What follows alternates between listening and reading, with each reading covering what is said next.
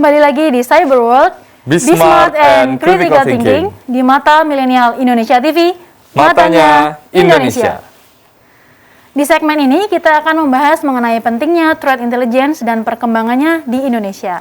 Mengapa threat intelligence bisa dibilang penting? Karena dengan pola ini kita mampu memahami aspek-aspek yang sebelumnya tidak dapat diketahui, sehingga pengambilan keputusan bisa lebih tepat pada saat terjadinya serangan. Jadi bisa disimpulkan bahwa threat intelligence memberikan gambaran utuh yang membuat tim keamanan IT bisa mengambil kesimpulan tepat berdasarkan semua informasi yang ada berbasis data. Threat intelligence kini telah menjadi andalan banyak perusahaan sebagai lapis pertama keamanan cyber, agar keputusan atas segala jenis ancaman dapat terukur dengan baik dan tepat. Namun istilah ini masih begitu awam di masyarakat, sehingga perlu ada pendekatan khusus untuk memberi pemahaman publik akan pentingnya threat intelligence ini sebagai salah satu upaya keamanan cyber. Nah, untuk membahasnya lebih mendalam, saya sudah bersama Bapak Stanislaus Rianta. Beliau adalah pengamat intelijen Universitas Indonesia. Selamat siang, Pak. Selamat siang. Bagaimana kabarnya, Pak? Baik, siap. Bapak sudah vaksin mungkin, Pak? Sudah, alhamdulillah. Ya. Dua ini ya, Pak, dua dosis. Ya. Bagaimana tadi perjalanan ke sini, Pak? Cenderung lancar sih, lebih lancar daripada biasanya. Baik, Pak. Baik, di pertemuan kita kali ini kita akan membahas tentang threat intelligence, Pak. Saya mungkin sebagai milenial belum paham juga, masyarakat juga mungkin perlu penjelasan. Sebenarnya apa itu threat intelligence, Pak? Ya, threat intelligence ya, bahasa Indonesianya itu intelijen, ancaman. Sebenarnya itu suatu mekanisme, suatu sistem untuk mengumpulkan informasi terkait potensi-potensi ancaman. Nah, threat intelligence sebenarnya lebih canggih lagi, yaitu menjadi pengetahuan tentang ancaman-ancaman tersebut. Dan ini nanti akan dikumpulkan, diserahkan kepada pengambil keputusan untuk menciptakan suatu mekanisme deteksi dini, cegah dini dari ancaman. Jadi ini memang suatu sistem yang selalu berkembang, intinya adalah untuk bagaimana mendeteksi, kemudian mencegah ancaman tersebut. Dan memang populer di dunia cyber sebenarnya, walaupun di dunia nyata itu juga dilakukan. Tapi intinya adalah suatu mekanisme untuk deteksi dini, cegah dini suatu ancaman di dalam suatu organisasi atau sistem. Baik, suatu cegah dini ya Pak, ya, untuk deteksi dini, cegah dini. Ya. Baik. Lalu sejauh apa Bapak melihat penerapan threat intelligence di berbagai sektor, termasuk di pemerintahan kita, Pak? Ya, ini memang sangat penting karena ke depan potensi ancaman itu bukan ancaman fisik secara nyata tidak, tetapi ancaman-ancaman yang termasuk ancaman-ancaman cyber. Beberapa kali terjadi, misalnya kebocoran data, suatu sistem diretas, bahkan ancaman-ancaman terhadap suatu peristiwa, misalnya yang melibatkan cyber, misalnya pada pemilu, itu KPU punya sistem, itu biasanya menjadi ancaman-ancaman pihak tertentu. Kemudian di swasta itu seperti suatu sistem marketplace, datanya dibobol, kemudian diedarkan, dijual, itu sangat lazim terjadi. Jadi ancaman di sektor ini cukup besar karena data adalah aset. Nah, data adalah aset. Jadi ada orang yang ingin mencuri aset tersebut, ada yang ingin merusak aset tersebut, atau yang ingin menghancurkan aset tersebut. Jadi intelijen ancaman itu sangat penting supaya data yang menjadi aset itu aman. Baik. Untuk penerapannya juga sudah maksimal di sektor pemerintahan, Bapak? Saya lihat ini yang harus ditingkatkan terus karena berkali-kali kita dalam akhir-akhir ini kita mendapat berita seperti bocornya data EKTP, kemudian bocornya data BPJS. Ya, kalau di swasta itu marketplace ada beberapa data yang dijual. Ini kan menunjukkan bahwa intelijen ancaman itu sangat penting dan perlu ditingkatkan terus. Apalagi kita akan menghadapi suatu peristiwa 2024 pemilu misalnya. Itu sangat rawan jika kita tidak mempunyai intelijen ancaman. Sistem kita tidak mempunyai suatu sistem untuk mendeteksi dini, cegah dini ancaman, ini cukup berbahaya. Berarti sejauh ini masih belum maksimal ya Pak ya? Saya kira karena bukan masih ada kebocoran-kebocoran di berbagai sektor. Saya kira bukan masalah maksimal atau tidak, tetapi memang ancaman itu selalu lebih maju daripada sistemnya. Baik, jadi ketika kita membangun suatu sistem misalnya, pelaku-pelaku ancaman ini akan menciptakan ancaman yang lebih canggih lagi gitu loh. Jadi memang ini kejar-kejaran. Kalau kita kalah dalam berlari dengan para pelaku, ya kita akan kebobolan. Baik Pak, Bapak tadi kan menyinggung tentang penerapan threat intelligence di pemerintahan pusat. Mungkin itu memang urgent ya Pak, atau penting untuk dilaksanakan. Lalu bagaimana, seberapa urgenkah penerapan threat intelligence di pemerintahan daerah Bapak? Ya seharusnya linier, antara pemerintah pusat dengan daerah linier, dan yang problem kita itu kan data itu kan belum terintegrasi. Harusnya ada integrasi data, ada integrasi sistem, sehingga sistem itu benar-benar terjaga dari pusat hingga daerah, tidak terpisah-pisah, karena semakin terpisah-pisah ini kan cukup berbahaya juga, apalagi tidak ada misalnya integrated database-nya tidak terintegrasi sistemnya, ini kan cukup berbahaya.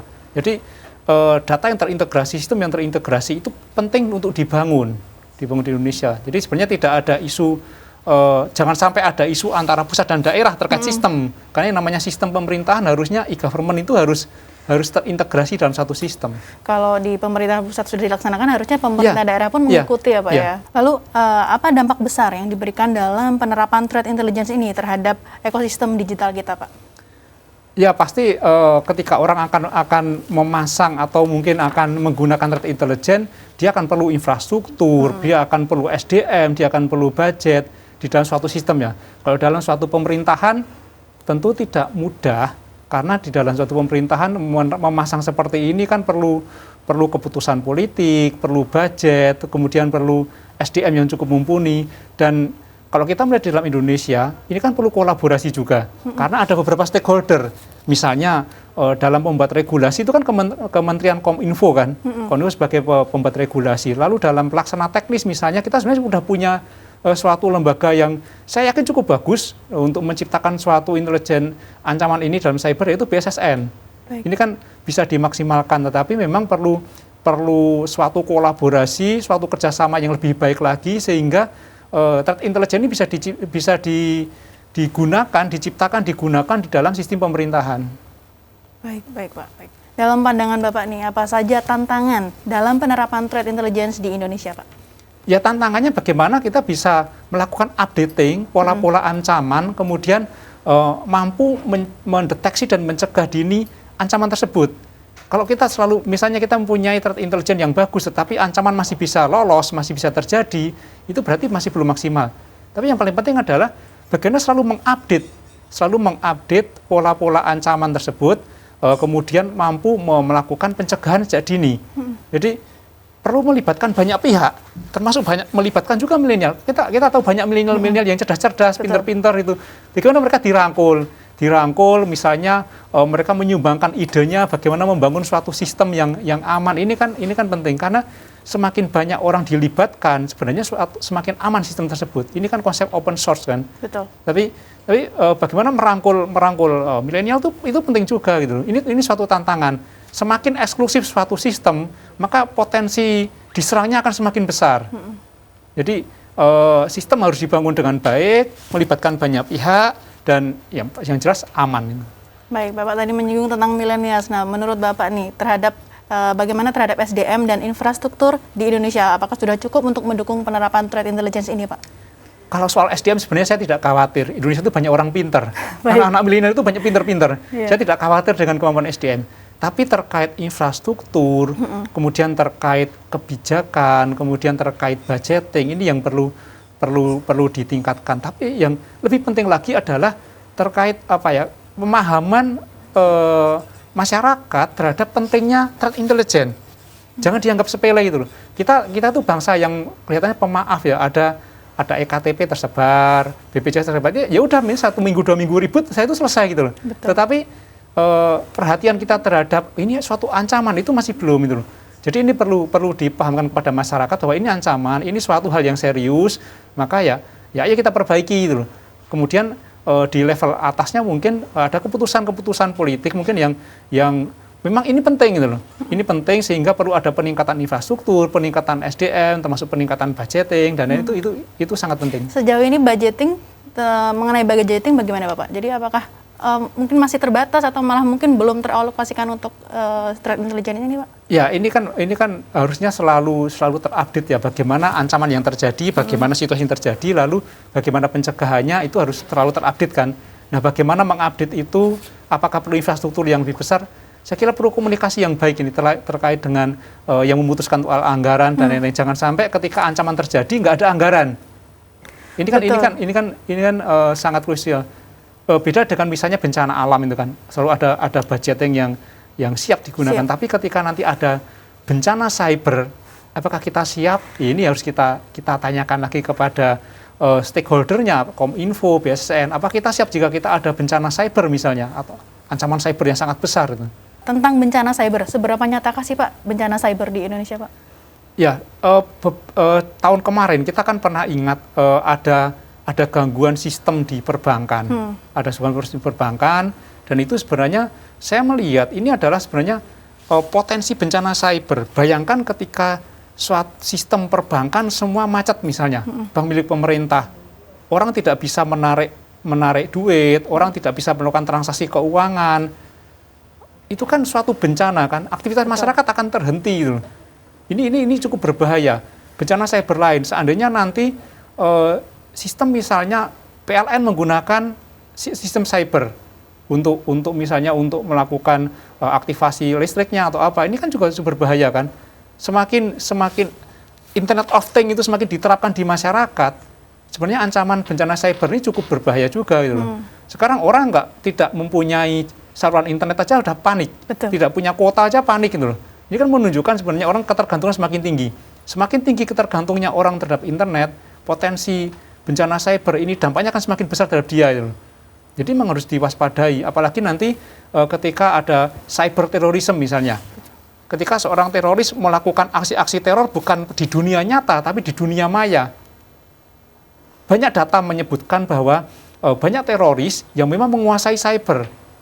Dia bisa menjadi pelaku-pelaku serangan terhadap cyber.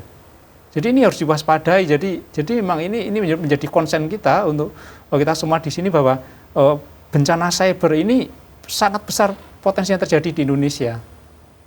Baik. Mungkin untuk dampak terburuknya Pak dari bencana cyber sendiri itu seperti apa Pak? Ya satu contoh saja, misalnya perbankan. Ketika sistem perbankan macet 6 jam saja, 2 jam saja, aktivitas masyarakat ini akan terhenti loh. Dia tidak bisa belanja, tidak bisa mengambil duit, tidak apa. Ini kan cukup memprihatinkan. Misalnya kita mau transfer, kemudian sistem gangguan itu kan kita juga panik biasanya kan. Ini kan nggak bisa mengambil duit di ATM juga panik kan. Ini hanya dari perbankan, belum sistem yang lain. Misalnya di tol misalnya, kita sudah pakai e-tol, itu macet semua. Orang nggak bisa masuk, antrian panjang. Ini kan bencana cyber juga kan. Betul. Jadi banyak sekali potensi bencana cyber yang harus diwaspadai. Dan ini harusnya dideteksi potensi-potensi ancamannya, dan ini menjadi pengetahuan dari threat intelligence supaya bisa dideteksi dini dan dicegah dini.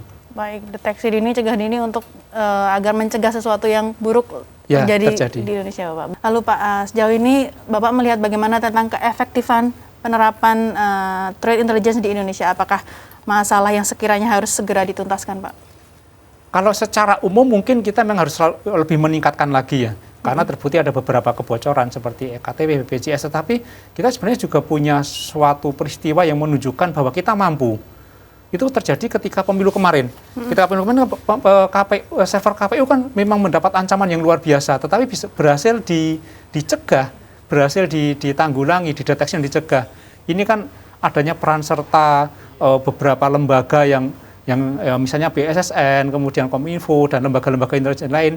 Ini kan menunjukkan bahwa kita mampu sebenarnya, tetapi konsistensi itu yang perlu dilanjutkan. Konsistensi kemudian memang tidak hanya pada peristiwa-peristiwa penting, tapi sepanjang masa, sepanjang waktu, threat intelligence itu dijalankan.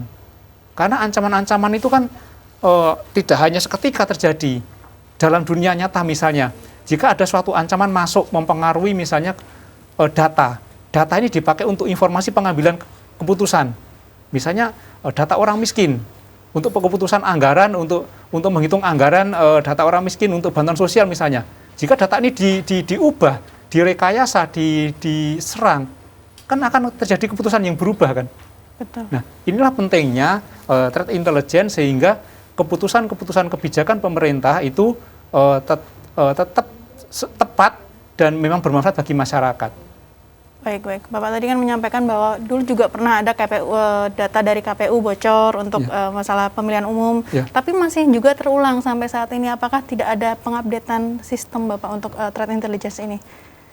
Ya, ini yang harus menjadi tantangan kita. Harusnya selalu update bagaimana pola-pola ancaman itu terjadi. Threat intelligence itu kan sebenarnya pengetahuan bagaimana memahami pola-pola ancaman itu, mampu dideteksi, kemudian dicegah gitu loh. Jadi jangan sampai ribut setelah terjadi gitu loh. Harusnya tidak perlu ribut. Serangan-serangan itu tuh bisa dicegah, dideteksi dan dicegah gitu loh. Nah, masalahnya kan para pelaku ancaman itu selangkah lebih maju biasanya itu loh. Nah, bagaimana kita bisa minimal langkahnya bareng atau kalau bisa mendahului mereka itu loh. Ini perlu hal yang luar biasa. Misalnya tidak SDM kita bagus-bagus ya ditambahi pengetahuannya kan, disekolahkan, direkrut, melibatkan milenial, melibatkan anak-anak muda yang memang fokus di situ. Jadi perlu kerjasama yang kuat antar pemerintah dengan masyarakat dan komunitas-komunitas cyber itu sangat perlu. Baik, mungkin kalau beberapa perusahaan yang besar mungkin juga sudah menyadari akan pentingnya threat intelligence, tapi kan beberapa perusahaan juga masih mungkin mengenyampingkan tentang threat intelligence. Lalu mungkin apakah ada solusi Pak untuk perusahaan-perusahaan kecil ataupun mungkin yang belum sadar akan pentingnya threat intelligence agar melaksanakan threat intelligence Pak? Nah, ini mungkin peran pemerintah penting untuk memberikan sosialisasi. Kalau perusahaan-perusahaan yang berurusan dengan publik, misalnya marketplace, dia sudah paham ancaman ini karena biasanya sudah mengalami. Tapi perusahaan-perusahaan yang tidak berhubungan langsung dengan masyarakat, dia mungkin cenderung santai. Kan sistem kita kan hanya untuk internal misalnya, cenderung santai. Tapi seperti perbankan, marketplace itu kan berurusan langsung dengan masyarakat kan. Dia sangat concern dalam hal ini. Dan saya lihat memang justru biasanya perusahaan-perusahaan swasta ketika sudah concern, dia akan total, akan lebih baik. Nah, ini kan perlu kerjasama. Ada kekuatan-kekuatan di perusahaan itu kan. Bagaimana kalau membangun kekuatan bersama, misalnya membangun sistem bersama, ini kan bisa menjadi kekuatan yang besar. Betul, jadi kolaborasi saya kira penting, kolaborasi antara pemerintah, swasta, bagaimana membangun iklim cyber yang sehat dan aman di Indonesia. Betul, baik. Berarti harus ada kolaborasi antar berbagai bidang ya Pak ya? Ya, termasuk komunitas-komunitas cyber yang kebanyakan milenial, ini penting untuk dirangkul. Baik. Pak, harapan Bapak ke depannya terkait dengan penerapan threat intelligence di Indonesia, Pak? Ya, ini seharusnya menjadi suatu solusi, menjadi tantangan supaya iklim cyber di Indonesia, baik pemerintah maupun swasta, ini aman. Dan ketika ini aman, paling tidak penyelenggaraan pemerintah, iklim bisnis, ini juga menjadi aman dan produktif. Jadi harapannya ini selalu diupdate, kemudian selalu dikembangkan, kemudian terjadi kolaborasi, sehingga tidak ada gangguan atau ancaman terhadap dunia cyber pemerintah, dunia cyber swasta, dan terutama untuk kehidupan masyarakat. Baik, Pak, mungkin cukup sekian perbincangan kita mengenai threat intelligence. Terima kasih atas waktunya, Pak. Semoga bisa bermanfaat untuk millennials.